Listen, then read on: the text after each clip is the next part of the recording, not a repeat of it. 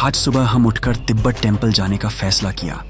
बारिश तो थम चुकी थी, लेकिन चारों तरफ कोहरा छाया हुआ था। वातावरण में ठंडक और शांति थी। जब हम तिब्बत टेम्पल पहुंचे तो देखा कि मंदिर के द्वार बंद थे। इससे पहले कि निराश होते, वहां एक छोटा बालक मिला जो मंदिर में ही रहकर पढ़ाई करता था। हमने उससे निवेदन किया कि हमें कुछ देर के लिए मंदिर के दर्शन करने दें। बालक ने हमारे अनुरोध को स्वीकार किया और हमें मंदिर के अंदर ले गया। अंदर पहुंचते ही हमें भगवान बुद्ध की प्रतिमाओं के दर्शन हुए। बालक ने बड़े ही आदर भाव से सारी प्रतिमाओं के बारे में जानकारी दी। वहां दलाई लामा की तस्वीर भी लगी हुई थी, जो मंदिर की शोभा को बढ़ा रही थी। टेम्पल बहुत ही सुंदर और प्राचीन था, जिससे तिब्बत वासियों की श्रद्धा और मेहनत झलक रही थी। हमने वहां धूप और अगरबत्ती जलाकर पूजा की और अपने मन की शांति के लिए प्रार्थना की। मंदिर के दर्शन करने के बाद हम पीछे हटे और प्रसाद ग्रहण किया। फिर तुरंत हमने उल्टा पानी नामक स्थान की ओर प्रस्थान किया, जो मैनपाट से केवल 15 किलोमीटर की दूरी पर स्थित है। आज शाम को हमें घर भी लौटना था, इसलिए समय की बांधनी थी। जैसे जैसे हम उल्टा पानी की ओर बढ़े, मौसम और साफ हुआ और बारिश ने थमकर ठंड को और बढ़ा दिया। कहा जाता है कि उल्टा पानी एक अनोखी प्राकृतिक घटना है, जहां पानी नीचे से ऊपर की ओर बहता है। यह सुनना हमारे लिए काफी रोमांचकारी था और वहां पहुंचते ही इस घटना को अपनी आंखों से देखने का मन हो उठा।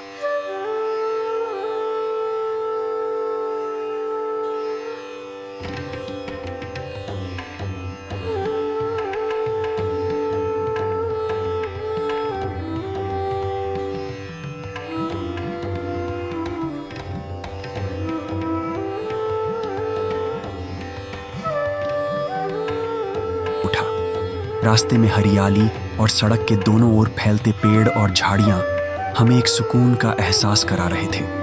हमारी यात्रा में अब हम उल्टा पानी नाम की जगह की ओर जा रहे हैं। यह स्थान अपनी अद्वितीयता के लिए प्रसिद्ध है, जहां पानी नीचे से ऊपर की ओर बहता हुआ प्रतीत होता है। यह दृश्य वास्तव में प्रकृति का एक अद्भुत करिश्मा है। माना जाता है कि यह घटना पृथ्वी की गुरुत्वाकर्षण शक्ति के कारण होती है। उल्टा पानी जगह पर पहुंचकर हम सब बहुत खुश थे।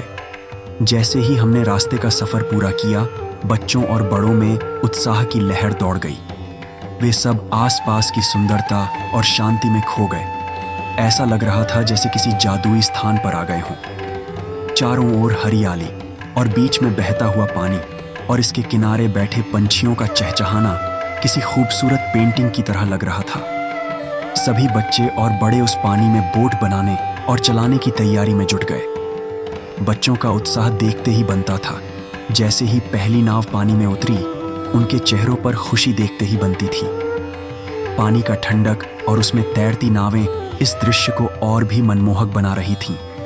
बच्चों के साथ साथ बड़ों ने भी इस सुंदर दृश्य का भरपूर आनंद लिया। हर कोई अपनी अपनी नाव बनाकर पानी में छोड़ रहा था और उसकी दिशा और गति को नियंत्रित करने का प्रयास कर रहा था। हमने देखा कि वाकई पानी अपनी दिशा के विपरीत बह रहा था, जो एक जादुई अनुभव जैसा प्रतीत हो रहा था। इस अनोखी प्रक्रिया को अपनी आंखों से देखना वाकई में अद्वितीय था। हमने वहां काफी समय बिताया, तस्वीरें खींची और प्रकृति का आनंद लिया। ठंड में भुट्टा का स्वाद लेकर इस मौसम का मजा लेते हम रास्ते में थोड़ी चाय भी पीते गए।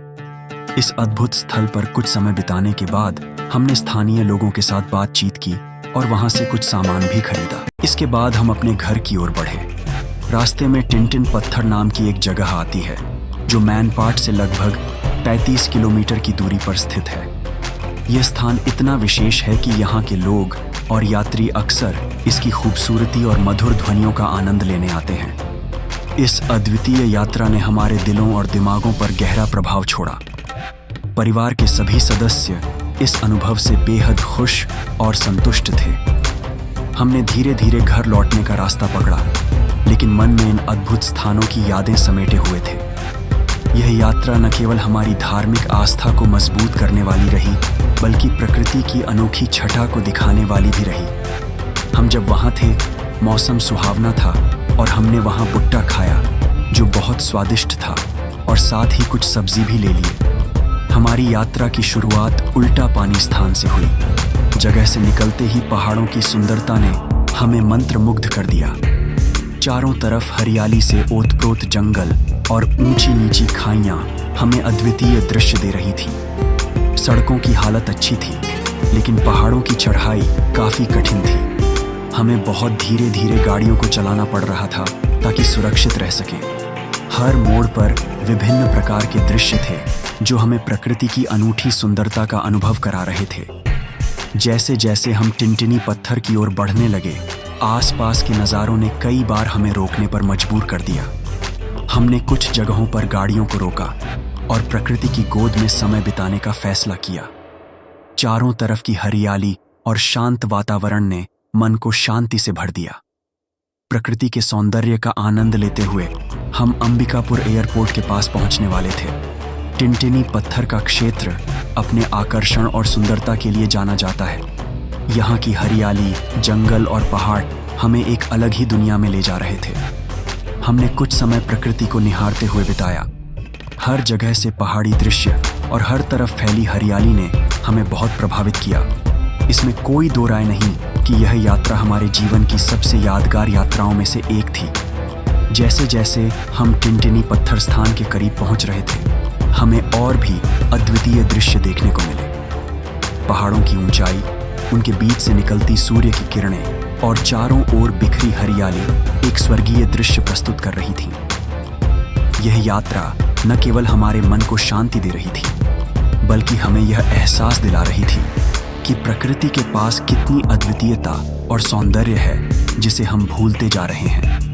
इस यात्रा ने हमें यह सिखाया कि हमें समय समय पर प्रकृति के करीब आकर उसे संजोने की जरूरत है। हमारी गाड़ियां धीरे धीरे उस गंतव्य की ओर बढ़ रही थीं, जिसे देखने की हम बेसब्री से प्रतीक्षा कर रहे थे। हर मुद्दा पर नए नज़ारे और हर एक क्षण का अपना अलग आनंद था। यह यात्रा न सिर्फ यात्रा थी, यह हमारे जीवन के कुछ अनमोल पलों का संग्रह। से ही हम टिनटिन पत्थर के पास पहुंचे। चारों ओर पत्थरों का अद्भुत नज़ारा देखने को मिला। एक बड़ा सा पत्थर वहां स्थित है, जिसे छोटे पत्थर से मारने पर विभिन्न प्रकार की धुनें निकलती हैं।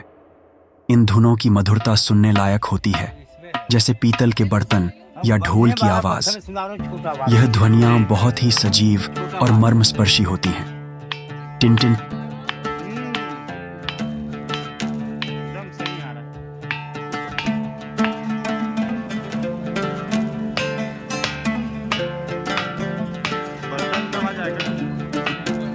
बर्तन वाला आवाज आ रहा है।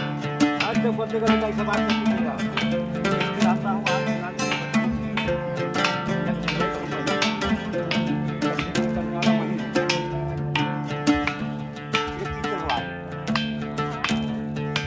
पीतल आवाज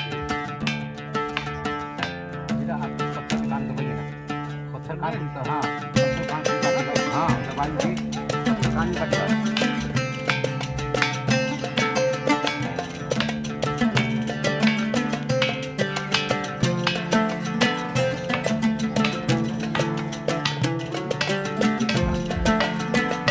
कैसा है साउंड?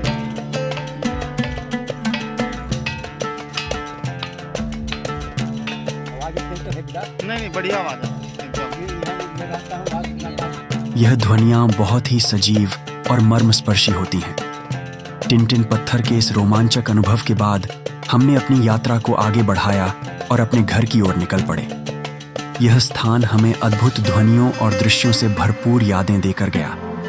हमारी यह यात्रा न केवल प्राकृतिक सुंदरता से भरपूर थी, बल्कि हमें वहाँ के स्थानीय स्वाद और संस्कृति का आनंद लेने का भी मौका मिला।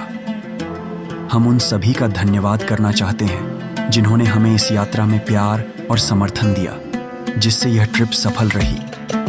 अब हम अपने घर की ओर जा रहे हैं, लेकिन इन यादों को दिल में संजो कर रखेंगे।